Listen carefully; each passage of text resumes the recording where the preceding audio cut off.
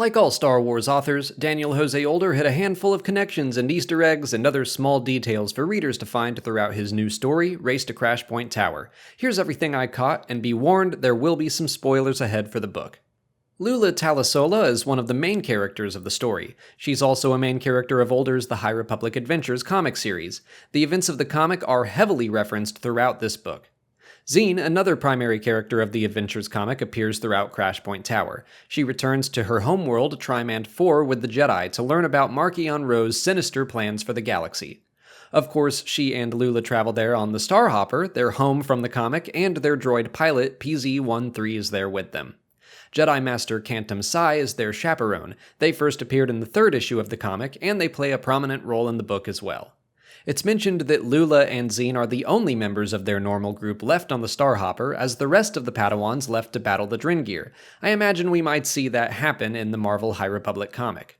Vernestra Rwoh, a young Mirialan Jedi Knight, accompanies Lula through the early parts of the story. She was introduced in A Test of Courage, has appeared in the Marvel comic multiple times, and will be central to the upcoming young adult novel Out of the Shadows. She recalls the Nihil Raiders she encountered on the planet Wevo, the setting for A Test of Courage.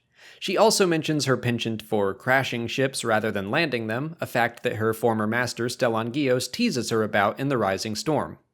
They all travel to Bralanac City, which was seen in the first issue of the Adventures comic, but an emergence from the Great Disaster has left it ruined. There they meet with the Elders to discuss the Nihil kidnapping of Elder Tromac, who appears to be in league with Marchion in the comic. Zine also recalls her friend Crix, who went with the Nihil as well. The Elders claim Crix contacted them from the Stigmarn system, where he could be seen in issue 3 of the comic.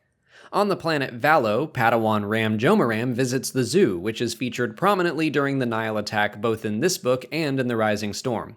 Later on, during the battle, a Mudhorn gets loose, the same creature that nearly kills Din Djarin in the second episode of The Mandalorian. Ram also has a run-in with the head of planet security, Captain Idrax Snat, a Neomoidian described as incompetent in The Rising Storm, although he is rarely seen. He is far more present in Crashpoint Tower, and so is his incompetence.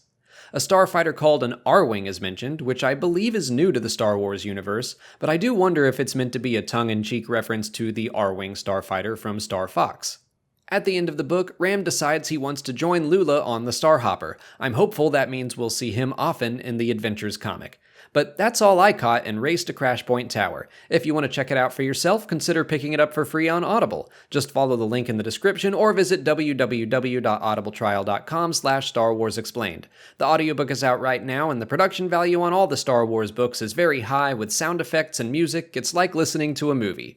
Signing up for an Audible trial will get you a credit for one free book, and you can use it on Race to Crashpoint Tower, or the other High Republic books, or just about any Star Wars book you can think of. Or get any book you want. The point is, you get a free book, and you'll be supporting the channel when you do.